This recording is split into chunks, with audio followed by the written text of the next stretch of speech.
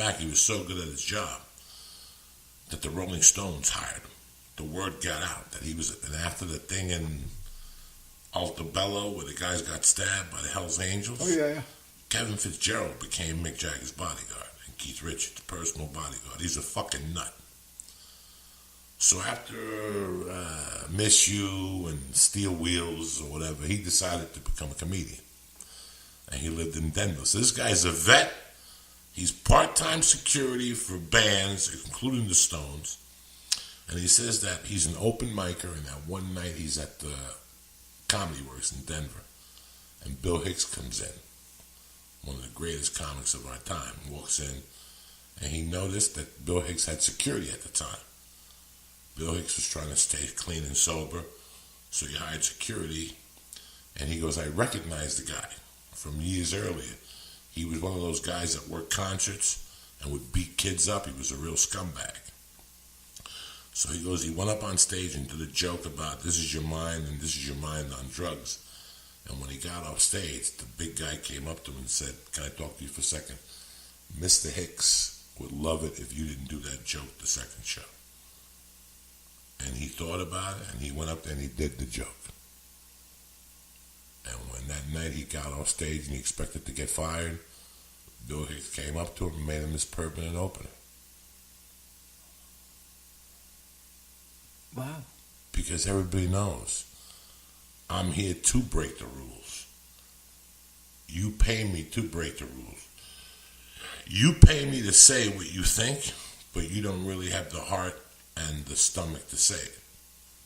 Or the balls. Or the balls. I don't even want to say that. I'm just saying some people are raised like in a Christian manner that they won't go out of that realm, but they'll laugh at it.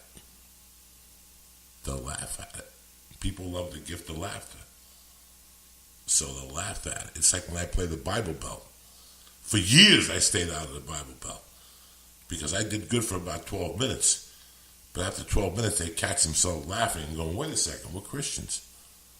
We can't be laughing at this shit. That was the stigma I put in my head. Now I don't give a fuck where I go. I do what I do. You know what?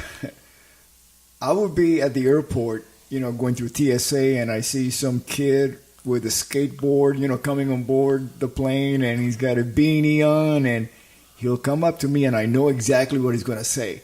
He's going to say to me, hey, I heard you on Coco's podcast, man. I love it, and blah, blah, blah. Your audience is really young. Really young. Very young. And when I meet them on the road, it explains a lot. They trust me. Yeah, they do. They trust me. They know that I went through what they went through. When I started the podcast with two things in mind. One, not to be on top of anybody. I never wanted you to think I was better than you. And number two, to let you know that you could do it. I want you to know that you could do it. I got left back in the 7th grade. I got a GED. I lost my mother. I'm possibly one of the only Cubans that's bad in baseball. I think you're better than me in baseball. I wasn't that good. To be Cuban and not to be good in baseball? I went from baseball. I played Pony League in West New York. That's as far as that. Oh, Babe Ruth. Babe Ruth League. And that was as far as I got. And then I went from baseball to bass guitars. And that was what I wanted to do with the podcast. Laughter and the stories came later. But one, I wanted them to know that I put my pants on one leg at a time just like they do. That's all bullshit. We all put our pants on. When you watch these shows, you ever get a job where somebody comes up to you and says, the boss is in a bad mood today? Fuck him. He better get in a good mood. You know what I'm saying? I don't give a fuck. I did a movie and they told me when I've been in two situations where as I've gotten there, they've pulled me over to tell me what not to do. The first time was politically correct. They told me not to shake Bill Maher's hand. That he's a germaphobe, but he don't like people shaking his hand. What do you think I did? I shook his hand. And he shook my hand and took it like a man. And now when he sees me, he waves at me and says hello. Till this day. And the other guy was maybe 4 years ago. I did this movie with all movie stars. I don't even know why they called me in. Tons of movie stars. My scene was with Alec Baldwin. Excuse me. The first thing they said to me was, don't make eye contact with Alec Baldwin.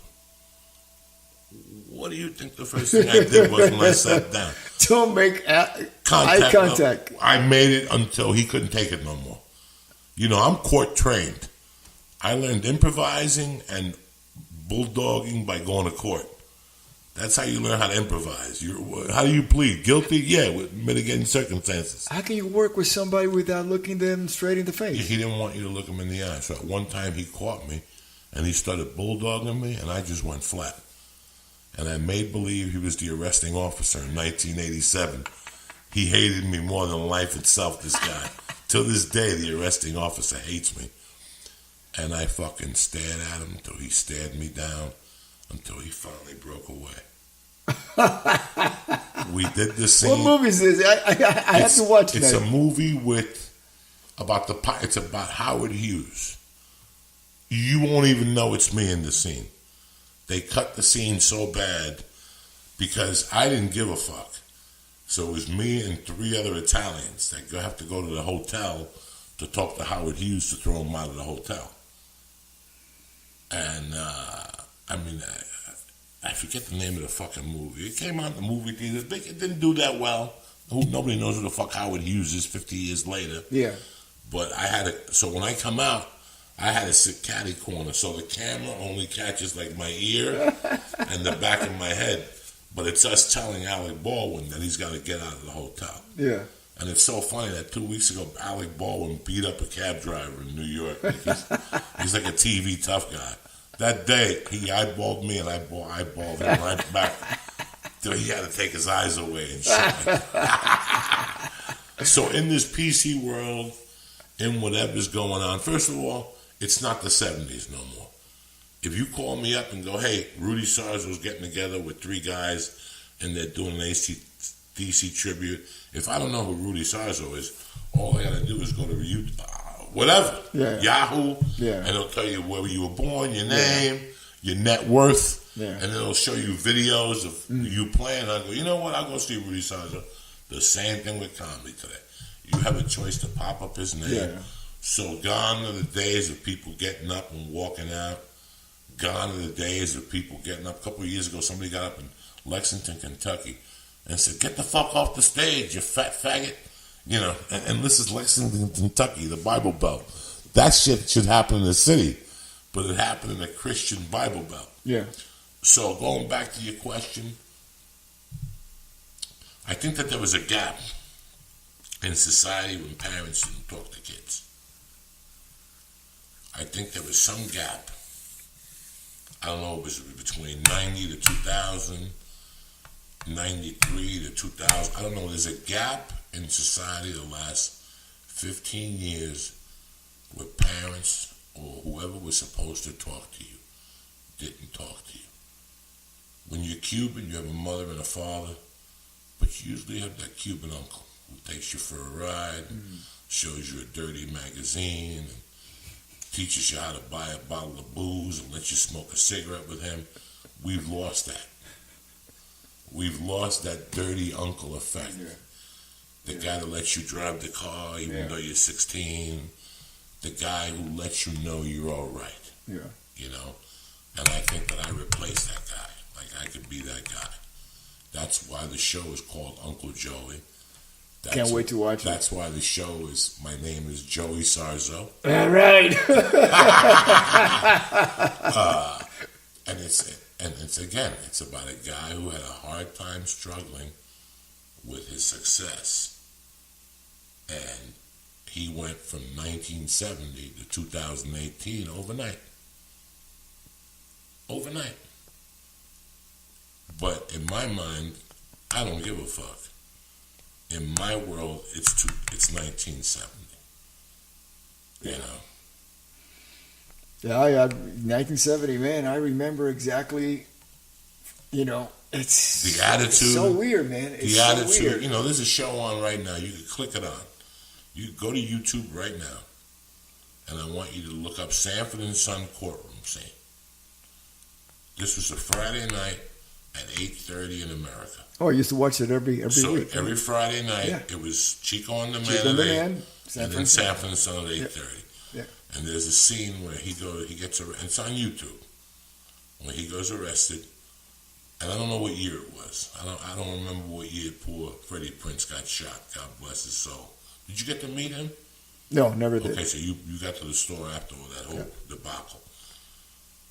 There's an episode where he goes to court and he goes, the judge was black. It's hysterical, Rudy.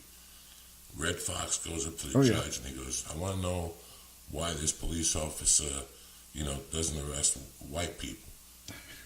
And what's going on in this court? And the judge looks at him and he goes, Mr. Sanford, I'm black. He goes, yeah, but you're the judge. You don't count. Can I ask the arresting officer some questions? And he goes, yeah, you may. And he walks up to him, Red Fox. Have you ever seen this scene? I probably did when it first aired. He goes, don't you arrest any black people, white people? And he goes, yes, I do. And he goes, well, where the hell are they? Take a look around you. This was NBC, 1975. We went crazy. Like me, I used to watch it with a girl named Alona Mertens.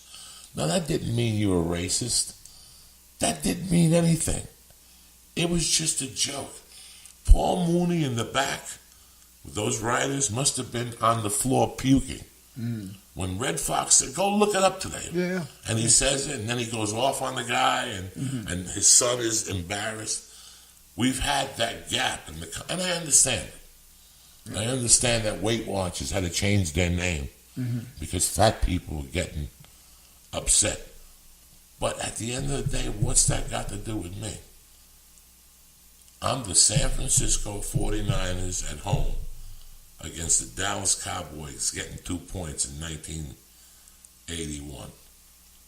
Everybody thought Dallas was going to go on and beat the fuck out of them. Yeah. I saw it coming. And Snowy Joey, and that's how I feel. That's why I go to the Comedy Store only. Because I don't want to change my style of comedy. Yeah. When I go on the road, I want it to be what I learned, who I am at the store. Yeah. Crazy, no net. I'm not a fucking acrobat. This is a Circus du Soleil. Yeah. No net. Whatever comes out, comes out.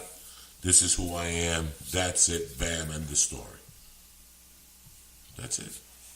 And we wouldn't have it any other way. I mean, way. You're an original. Why would I make you play something you wouldn't play? I know.